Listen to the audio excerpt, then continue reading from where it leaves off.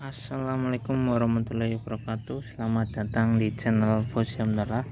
Kali ini kita akan coba ya menanam talas Pratama 2 ya. Jadi ini bibit sudah 1 hari. Ini sebenarnya sedang di kebun itu lagi ada pembersihan ya. Jadi anakannya mau saya kasih ke teman, tetapi ternyata tidak bisa diambil ya. Jadi ini saya mau kontenkan saja. Jadi di sini ada anakan talas Pratama ya. Nah, ini sebenarnya masih kecil teman-teman, tetapi untuk saya sebenarnya kecil besar itu enggak masalah teman-teman ya. Nah, seperti ini ya, ada yang masih kecil banget teman-teman, yang masih baru muncul daun. Ini enggak masalah ya, mau besar mau kecil. Ini yang cukup besar. Ini ya, jadi mau nanam yang ini yang kecil atau yang besar sama saja, nanti pada akhirnya yang ini pun akan layu teman-teman. Kalau kita tanam ini yang batang ininya tuh akan layu ya, sedangkan yang ini juga layu juga. Tetapi yang membedakan ini di sini teman-teman, ini kan cadangan makanan ya, cadangan makanan. Ketika kita sudah tanam yang besar, nanti daun yang pertama muncul biasanya lebih besar ya dibanding yang kecil ya. Tapi ketika teman-teman lagi tidak ada anakan yang cukup besar sebesar ini, cuma ada ini ya, yang enggak masalah teman-teman ya. Yang penting nanti kita langsung lakukan pemupukan teman-teman. Nah, pemilihan bibit ini pun cukup penting. Mungkin kalau kita menanam ini dan ini, nanti hasilnya ada di lama waktu ya, lama waktu di pemanenan teman-teman. Bisa berbeda 2 minggu atau 3 minggu ya, karena memang untuk membesarkan dari sini ke sini mungkin diperlukan waktu 2 mingguan ya, dengan adanya pemupukan teman-teman. Nah, seperti itu ya. Nanti kali ini saya akan pakai yang cukup besar saja seperti ini ya. Lalu langkah berikutnya ini ya, ini kan ada yang ini ya, ini bukan akar teman-teman, ini tuh sambungan ke talas indukannya. Talas indukannya ini untuk nutrisi teman-teman. Jadi semakin lama ini masih menyambung sama indukan, ini anakan akan lebih cepat besar teman-teman. Tetapi untuk indukan akan pembesaran umbi akan kurang maksimal ya, makanya anakan ini harus kita rutin lakukan pembuangan teman-teman. Nah, seperti itu ya. Lalu langkah berikutnya, nah seperti ini ya, ini kan masih banyak akar teman-teman, bisa kita potong sebagian sini teman-teman. Karena memang saya lupa nggak bawa peso, pakai ini saja teman-teman ya. Nah, seperti ini ya, seperti ini biasanya juga bisa muncul tanaman baru teman-teman. Bisa ya, sini ya, nih ini ada calon apa ya, calon tanaman baru teman-teman. Jadi ini umbi sebenarnya sangat gampang untuk kita sangat gampang untuk kita tambahkan teman-teman. Baiklah, selanjutnya kita akan siapkan lahan teman-teman. Nah, lahan tanah ini karena ini untuk konten saja teman-teman ya, jadi ini tanah kita harus menggemburkannya dulu teman-teman.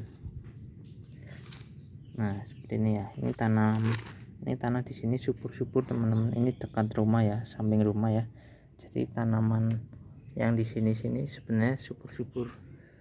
Nah, ini pisang barangan teman-teman, ini besar tinggi ya. Pokoknya hampir semua yang ditanam di sini tuh subur ya. Karena apa? Karena kita rutin membuang sampah dapur teman-teman. Jadi sampah dapur kita sering buang di sini, kita kumpulkan selama bertahun-tahun, dan kita juga melihara ayam teman-teman. Jadi kotoran ayam itu saya sering nyebar di sini ya, selama 10 tahun lebih lah ya. Dan hasilnya itu tanaman itu subur-subur teman-teman. Ini daun tanaman pisang susu itu tingginya tinggi banget teman, besar ya, tapi saya buangin teman-teman karena terlalu gelap ya jadinya ya. Nah seperti itu ya. Jadi untuk lahan teman-teman yang pengen lebih subur, bisa dikasih kotoran ya, limbah rumah tangga ya, semua bahan-bahan organik masukkan ke kebun kita ya, asal buang saja ataupun dipendem ya, itu enggak masalah teman-teman. Tetapi ada sangat berbedanya, itu sangat besar ya, antara tanah yang sering kita rutin masukkan bahan-bahan organik berbagai macam ya, bukan hanya rumput atau daun-daunan ya, tapi di sini ada cangkang telur, ada sisa dapur lah intinya kan. Sisa dapur itu kan banyak macamnya ya, dibanding dengan kebun yang hanya dikasih sisa rumput ya buat kompos biasa ya, itu berbedanya sangat besar teman-teman. Nah setelah itu ya kita gemburkan ya. Gemburkan ini harus pakai pacul ya, kalau di lahan ya pakai pacul seperti ini. Lalu ya kita siapkan pupuk NPK teman-teman. Ini pupuk dasar ya, ini untuk kunci utama ya, kunci pertama tanaman itu cepat besar ya di awal tanam ya. Jadi kalau misalnya teman-teman pengen tanamannya cepat besar di sebulan pertama, maka langsung kasih pupuk NPK teman-teman. Nah seperti ini ya, kita aduk saja ya, biar nanti enggak langsung menempel ke rumput, ke tanaman talasnya teman-teman. Nah setelah itu kita kasih kotoran hewan teman-teman. Nah ini ada teman-teman, ini yang enggak jadi. Nah ini untuk opsi kotoran hewan kambing ya, ini opsi saja teman-teman, karena memang untuk membawa kotoran hewan ini ke kebun itu cukup butuh energi ya, jadi lebih gampang pakai pupuk kimia teman-teman. Ini NPK biasa ya. Nah tapi untuk teman-teman yang mau hasil lebih bagus, bisa kasih sekam bakar, sekam mentah, atau kotoran hewan ya, atau bisa disusul ya. Tetapi ini untuk menggemburkan sebaiknya pakai sekam atau kompos ya, ini biar makin gembur teman-teman. Nah seperti ini ya, kita aduk lagi teman-teman.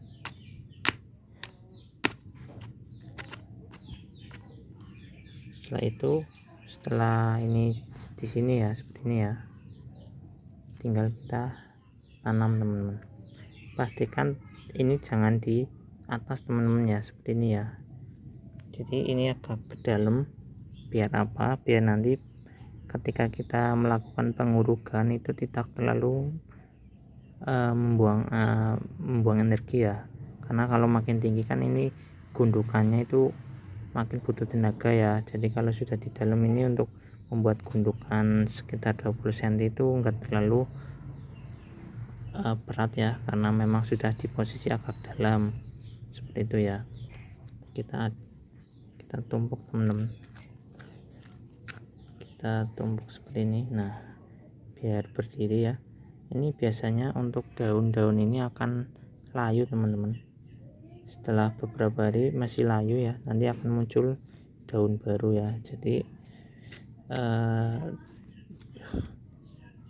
teman-teman bisa langsung motong saja di sini ya, ada yang seperti itu ya, ada yang dibiarkan saja nanti layu sendiri. Untuk tanaman bibit yang sudah besar sebaiknya dipotong teman-teman, karena kalau sudah lebih besar dari ini ya, biasanya itu malah ininya akan bengkok teman-teman, seperti ini ya. Nanti tunas baru juga akan lurus kembali ya, tapi untuk keindahan sebaiknya dipotong saja teman-teman. Nah seperti itu ya. Jadi menurut saya tidak terlalu berbeda antara yang dipotong atau enggak, tapi nanti kalau miring sudah pasti kurang bagus ya, untuk pas awalan ya kelihatan kurang bagus ya. Nah seperti ini sudah seperti ini ya. Ini untuk teman-teman yang mau nambahin pupuk di sebelahnya ya, sebelahnya ini seperti ini contoh saja untuk